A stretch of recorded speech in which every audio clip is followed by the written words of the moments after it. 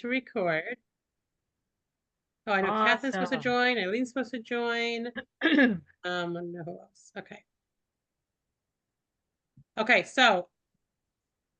um, so today our class is going to be a bit different than what we've been doing till now. Okay, and that is we're going to learn how the Rebbe takes Rashi, Rashi's explanation of the Torah, which I'll explain in a minute, and how he like dissects it, analyzes it, and says, how did Rashi come to such an answer? And then he like deconstructs it and then reconstructs it back together and kind of like analyzes the whole Rashi text for us to understand exactly what's going on. So we've learned classes before that the Rebbe did that, but the way that we structured the class, it didn't particularly show you that.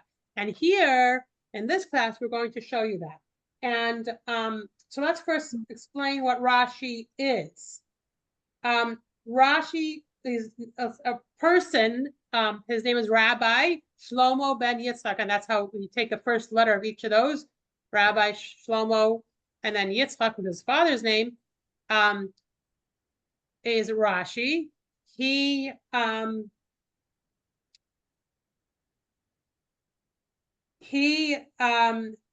was born in Troyes, France, in the 10th century, I think, 10th century. And he was born to his parents, Yitzchak and Miriam, who, according to some legends, had him only after many years of childlessness. And also a big miracle, what led them, because it's not a big miracle, but a big sacrifice that they did, led them to have the merit of having Rashi as their child. I have a little book here, which actually has the story of Rashi with a lot of the many legends or stories about him. And it's written in like story form. So it's really interesting. It's written like as a biography kind of, but like in a very interesting story form. So it says Rashi, the story of Rabbi Shlomo Yitzchaki. And it's very interesting. If anyone wants to read it, it has a lot of information on there, a lot of interesting stories of Rashi, of his parents, and so on. So his father was a vintner and a gems dealer.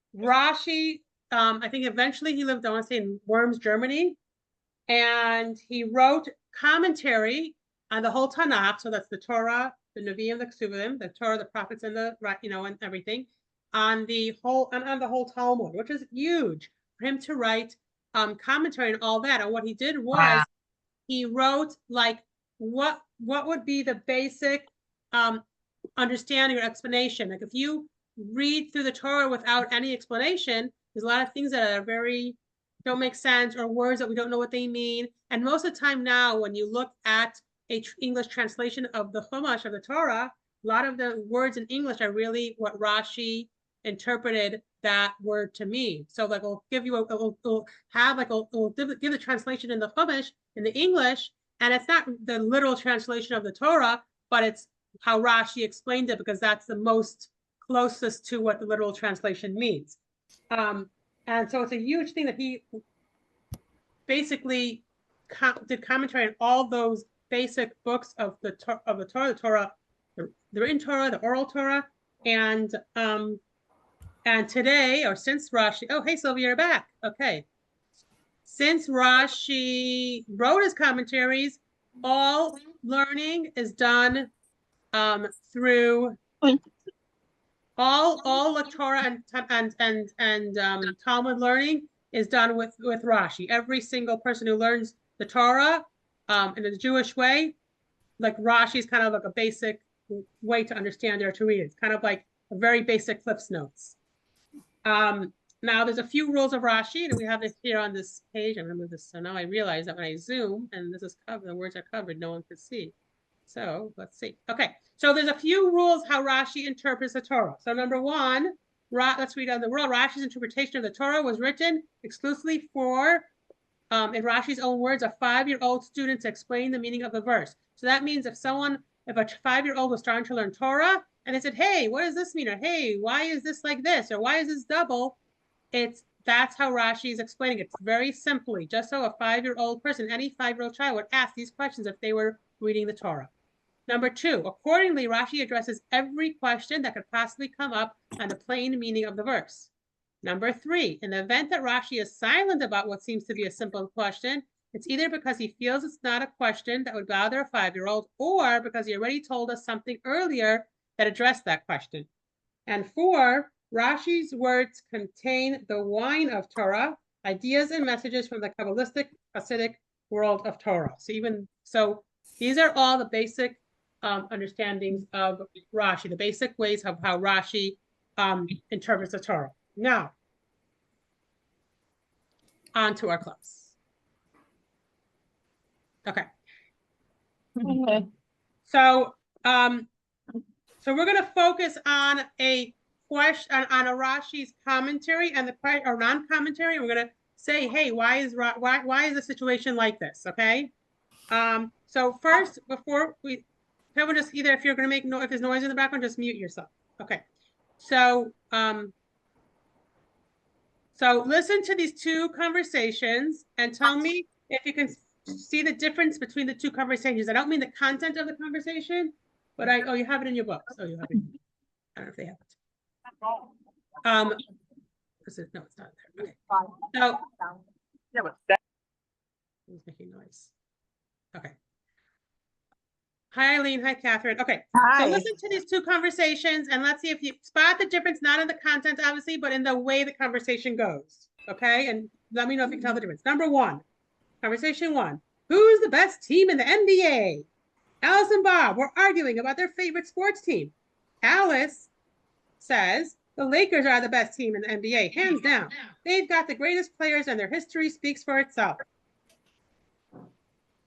Bob says, no way, the Celtics are way better. They have more impressive legacy and their teamwork is unmatched. Alice says, you're delusional. If you think the Celtics are better, the Lakers have dominated for years and your team can't compete. And Bob says, dominating doesn't mean they're the best. The Celtics have a more balanced and skilled roster. Your Lakers are just a bunch of showboaters. Okay, so that's conversation number 1 between Alice and Bob. Conversation number 2 between Alice and Bob. And I want you to listen to that for the difference. Not, obviously not the content, but what they're about the argument itself. Alice and Bob were discussing a political issue. Shh, let's not go there. Okay. Alice, I think the government should invest more in renewable energy to combat climate change. It's a crucial issue, and we need to take decisive action.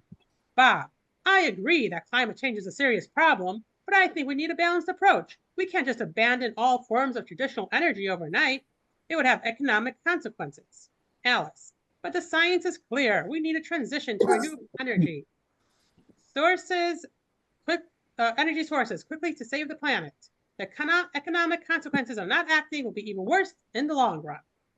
Bob, I'm not denying the science, but we need to consider practicality of the transition. We should invest in research and development for new technologies while ensuring a stable energy supply during the transition. So conversation number 1 about the NBA and conversation number 2 about climate change and if the government should do it or not. What do you see the difference between the two conversations? Obviously not the content, but how they approached it. If you're able to follow me. You guys don't have the word. It's more like he's validating her and not condescending or using like really strong language, but he's listening first and validating. In which conversation? Number 2. Okay. Number 1 was more contentious. Number 2 isn't just completely dismissive. It's taken into account. Okay. And I guess that's to do with your line of work helps us. Yeah. Excellent. So conversation number 1, they're arguing he thinks one team's better, she thinks the other team's better, and they're just trying to prove each other wrong or themselves right. Conversation number 2, yeah, they're listening to each other, they're trying to figure out a solution. They might not agree with everything, but they're trying to have a intellectual, a proper conversation with each other, not just an argument for argument's sake. Okay. So basically conversation number 1, they don't care about the truth. They just care about who's right. In conversation number 2, they're trying to find the truth. Okay. So this week's Parsha is not about the NBA, not about climate change. This week's Parsha discusses 2 people who are having a dispute and end up in court. And once the court gives their judgment about the case, one of those people end up being the guilty party, and they are they get lashes as a punishment, like flogging. Okay, so let's read text number 1. Who wants to read it? I'll read. Unless Okay. you have a longer one for me. I probably do have a longer one for you, but I don't know how Okay. quickly. Okay, so I'll start here and you can call me for the Okay, last. thank you.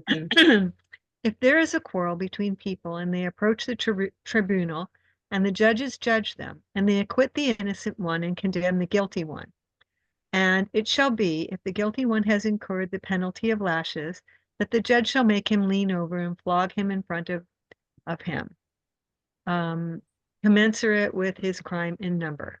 He shall flog him with 40 lashes. He shall not exceed, lest he give him a much more severe flogging than these 40 lashes, and your brother will be degraded before your eyes. Okay, so that is the verse. That is the verses in the Chumash. Okay, now we're going to look that for Rashi, because something here maybe doesn't make sense. And whenever you say, hey, something seems a little bit off, let's see what Rashi has to say. But Rashi gives no explanation on this verse. It doesn't seem to have any issues with the wording over here. Okay, well, what is that wording that seems kind of funny?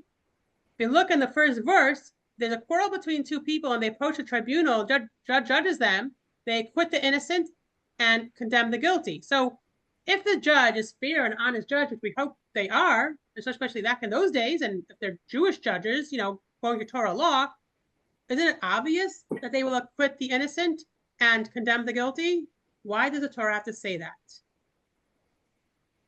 But Rashi does not say anything here, does not ask the question.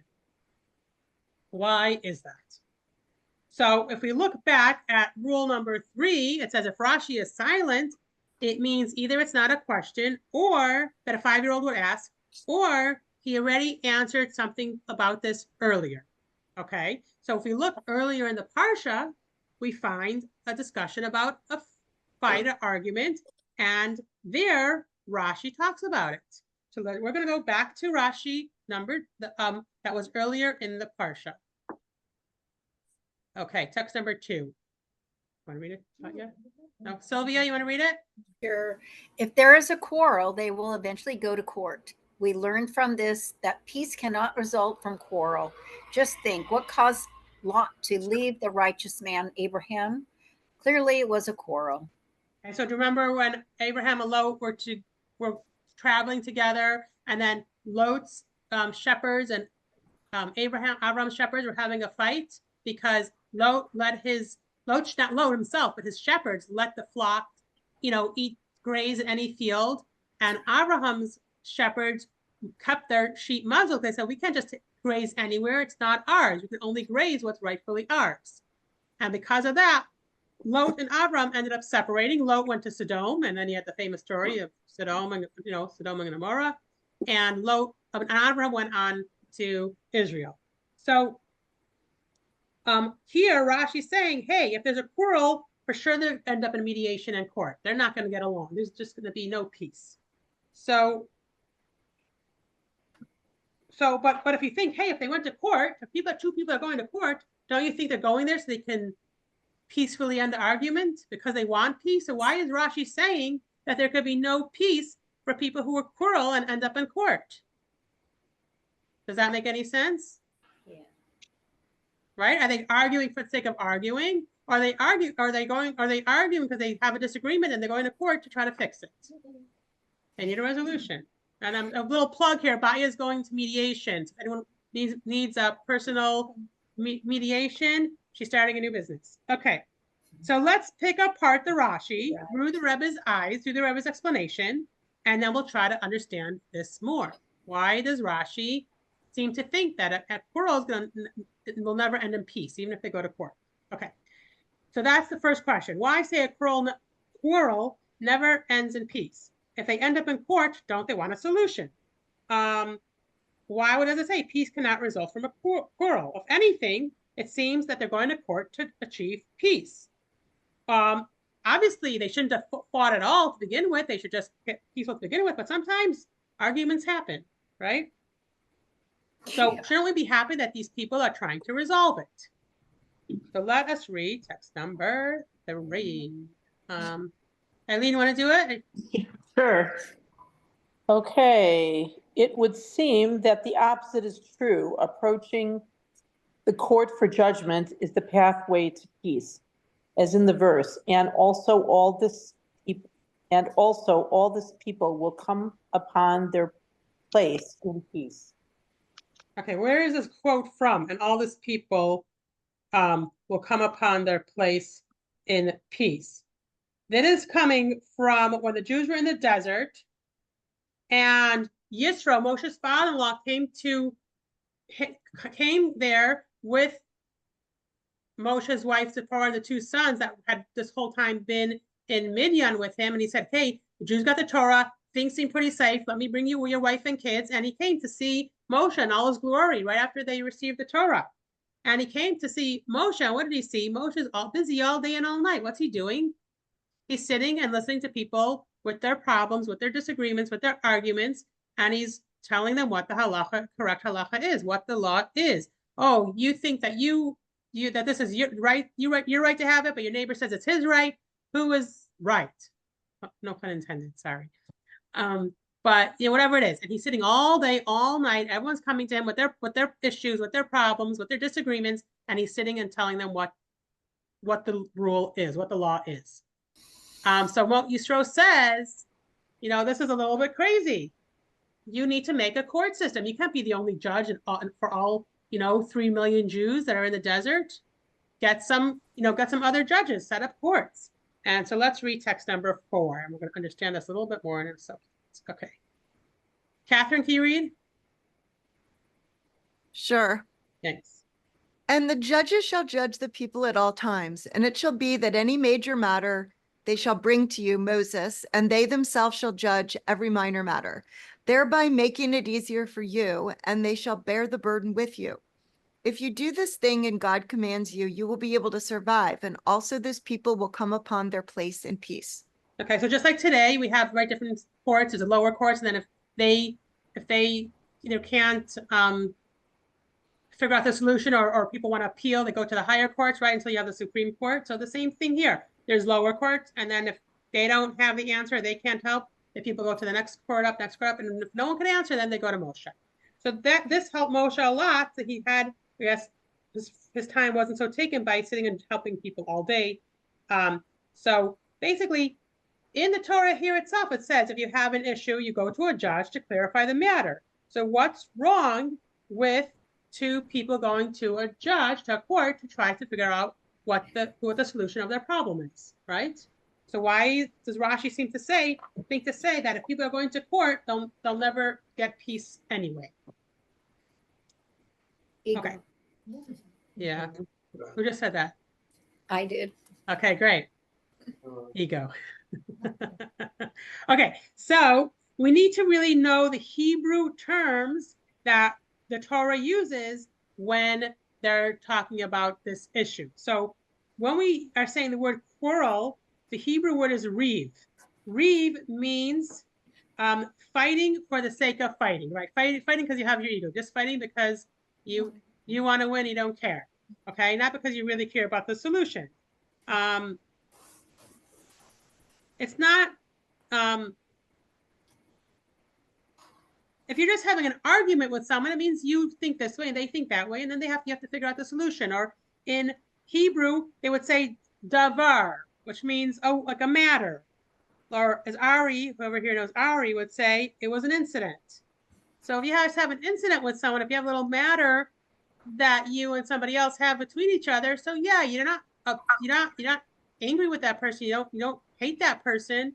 You're not, you don't want to just prove that person wrong. You just have some type of little matter, some type of incident between you, and you need to correct the incident. Figure out, wait, which is the right thing to do? Did I cause the little car crash, or did he cause the car crash? Right? As opposed to 2 people who are arguing, because I just want the other person to pay to fix my car. So I'm going to yell and scream, oh, that person is terrible. You see what they did to my car, and and they try to bring all these proofs why the other guy for sure was wrong in the car crash, and nothing to do with who was right and who was wrong. So there's two differences. There's a reeve, a quarrel, and a davar, a matter. Text number 5. Got ya? Yeah. Go for it. If any of them has a matter, they come to me, and I judge between a person and their neighbor, and I make known the statutes of God and his teachings. Okay, so that's a matter. So then, yes, you might be able to end something peacefully if people are there because they really want the solution. They really want to know who was right and who was wrong. But in our parsha, in the verse here, the word that is used is reeve, which means the quarrel. So it's not that the argument can't lead to peace. It's that they're just fighting for the sake of fighting. They're not fighting because they're trying to find a peaceful solution. So taking each other to court has nothing to do to try to get to the truth. It's just to, drive the other person crazy. You know what I'm saying? You ever have someone who just will do anything to make your life miserable? And if that means taking you to court, maybe because they just want some extra dollars or whatever it is, or just to make your life miserable, that's what they'll do. I mean, unfortunately, I do know stories like that with people who are, like family with inheritances. Like I remember this, woman telling me her siblings said they'll do anything just as long as she doesn't get the money. They don't care about it's people picking up the garbage. So, okay, so let's see, what the Rebbe says. Okay, text number 6. Shelley, will give this one to you. Okay. When two people have a disagreement that isn't characterized as a full-on fight, then the disagreement can be resolved and come to a peaceful conclusion. Either they figure it out between themselves or the courts mediate a compromise.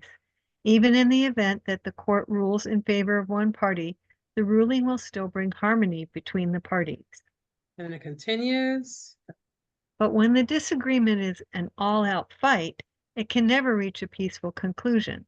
They may come to court and receive a clear verdict determining who is right and who is wrong, but it's not as if they will thereafter come to a peaceful resolution. Okay, so now we know why the Torah says, and they acquit the innocent and condemn the guilty.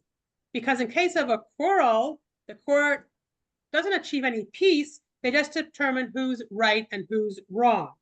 Who's the bad guy? Maybe that started the whole problem. And who's the good guy?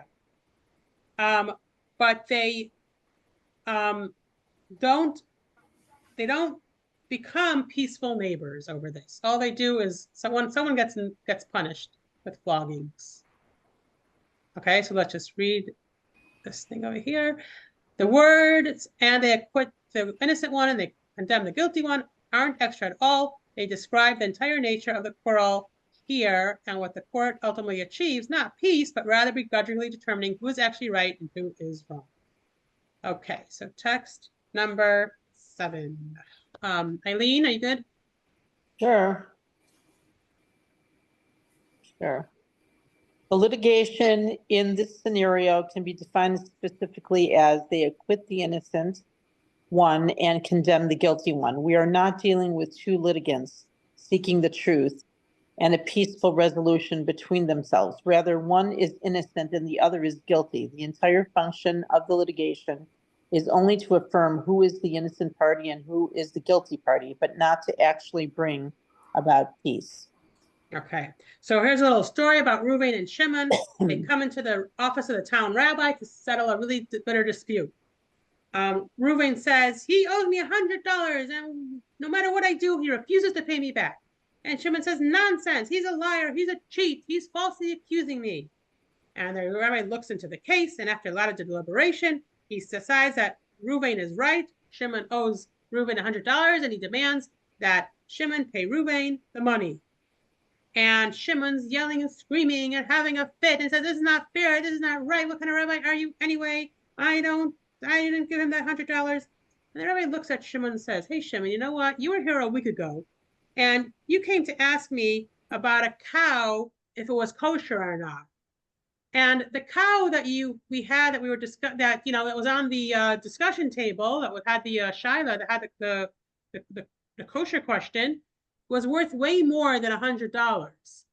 When I told you that cow wasn't kosher, you were fine. You accepted it, no problem. Here you are, $100, much less than the cow, and you're having a fit. What's going on?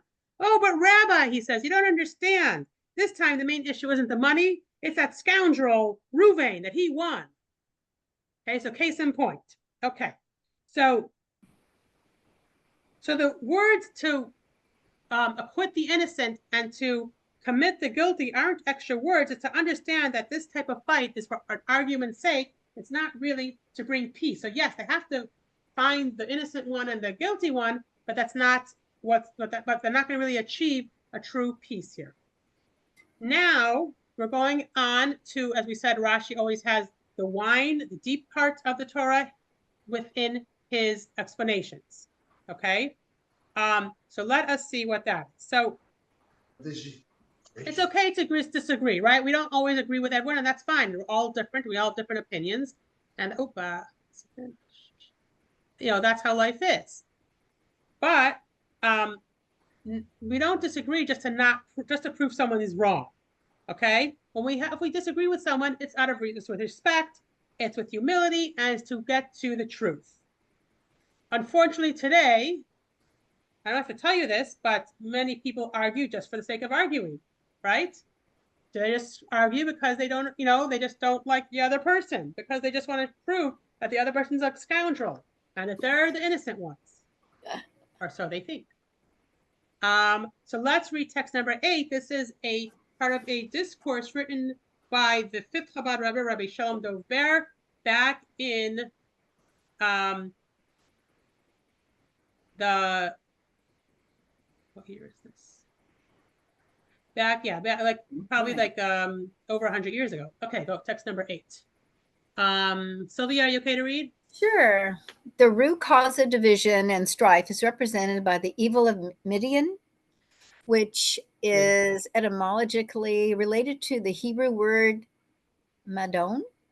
What's madon? Namely, hatred and division.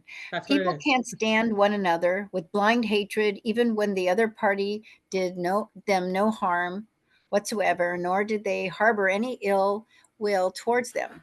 It's simply that one person is unable to tolerate the existence of another and hates them with a passion. Sounds like today, huh?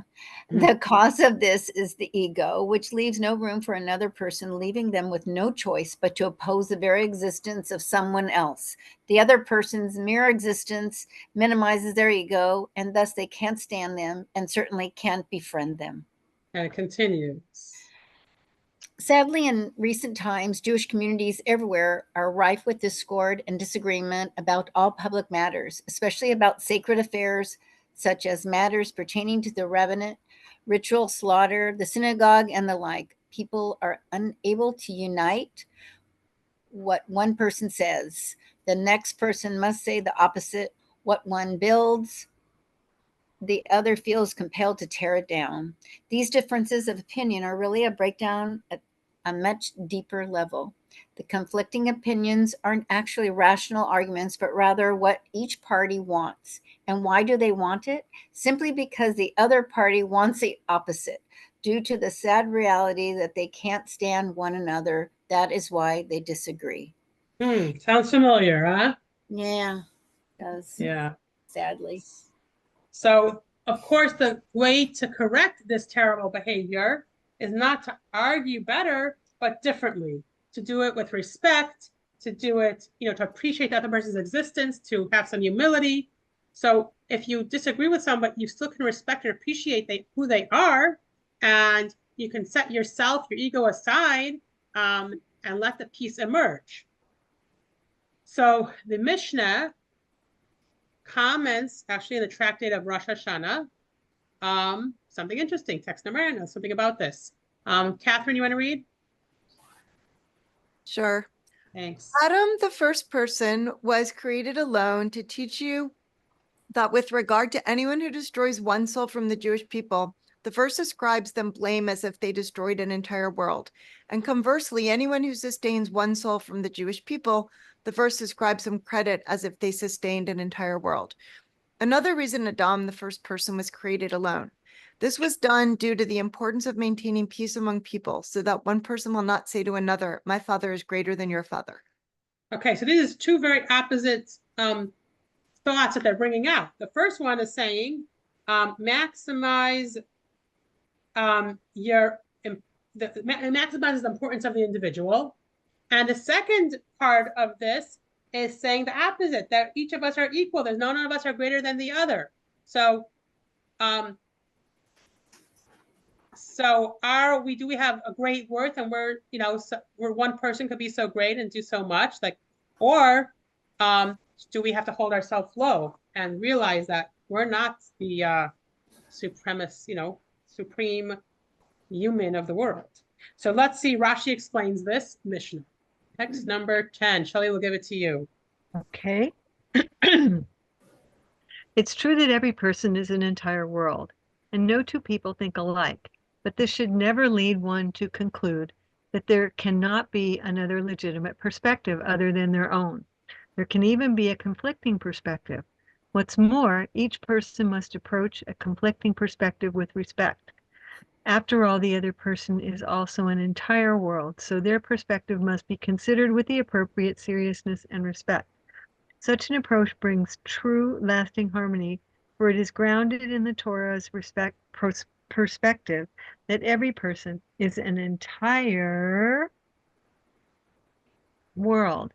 It also brings one to a deeper appreciation of their own perspective, their own qualities, as well as their own deficiencies. This will bring them to the ultimate truth, thus enhancing their own entire world. This applies to every individual until there's true harmony in the entire world. Okay, so when two people disagree with one another, such a way it brings peace and beauty. Did anyone here ever see a room full of people studying Talmud? You know what it looks like? They're arguing the whole time, right? When you read the Talmud, this one says this, everybody says that, everybody says, no, this is the opinion, that's the opinion, and they're arguing the whole time. That's exactly how the Talmud is learned. But the difference is they're not arguing because they hate each other, because they don't think the other person knows what they're talking about, but they're arguing to get to the truth. They're arguing with respect and humility, and that's where it's okay. Debate. Yeah, and that's okay when you understand that. Okay, Batya, text number 11. All the disputes of the Talmudic sages and subsequent generations were in an effort to properly understand the word of Hashem. Each one is a legitimate halachic perspective. This is the beauty of our sacred and pure Torah. The Torah is called a song, and the beauty of a song is specifically when divergent sounds come together. This is the primary source of the beauty of music. Okay. So when it's done right, it's not a quarrel at all. Not a reeve. Okay, and text number 12. Shelley. Oh, no, you just read, Shelley, right? I'll read again. It's okay. I can read whatever. Okay, go ahead, you want. Eileen. Okay, go ahead, Eileen. Okay. Torah study is called a battle, and the students are called the soldiers. A student is not allowed to simply accept their teacher's words if they still have questions. At times, the student will be right. This, then, is what the Mishnah teaches. Your house should be a meeting place for scholars, and roll in the dust. Hits a bet of their feet. Torah study is sacred war, so we are granted permission to wrestle with mitzabek and battle their words. Okay, so it's okay for scholars to be in your house and they're arguing because they're only arguing for the sake of Torah and to get to the right answer, to get to the truth. So it says you should roll in the dust of their feet. You should it's okay. It's you should it should soak you up. And that type of argument is a very good argument. It only brings to good things, to peace and to real truth and to true refinement, I would say. Sorry, I have a question. Sure. How do you get to the truth? if you're reading the pasuk of the Gemara or whatever, and then you have like a million different commentaries, do you like just take a side of one of the commentators or something? How do you get to the truth? That's a really good question. So you have to understand, it says there's a expression, I'm not sure if it's from the Talmud or where, it says, Shivim Panim LaTorah, there's 70 faces to the Torah. So they are all the truth. We just have to understand how they all correlate together. And sometimes the Rebbe in his talks and his sichas, he actually does bring a lot of opposing opinions from different commentators, and he shows how they actually make sense together. So there is a way, we may just not understand it fully. Kind of like a patchwork or a quilt or something, a puzzle. Yeah. There's actually also a rabbi, the Rosh Yeshiva of Yeshiva Or Elchanan, Chabad here in California. His name is Rabbi Shochat. He's a very brilliant person, and he tells people, give me 7 topics, any topics in Judaism, or not topics, but specifics, like anything, and he'll somehow correlate them together, say how they're all connected. You know, so there's, the more you know, the more you study, the more you learn, the more you can understand how things could really make sense together, even though they don't seem like they can. So yeah, so don't pick a side. We have to just understand, again, with the humility and respect, that this person's right in his way, that person's right in their way. You don't have the capacity maybe to fully grasp that, but somebody does, or God does. So. And really there isn't anything that one isn't right or more right than another. It's just maybe a different perspective. Right, that could be too, yes. Okay, text number 13, it's a long one.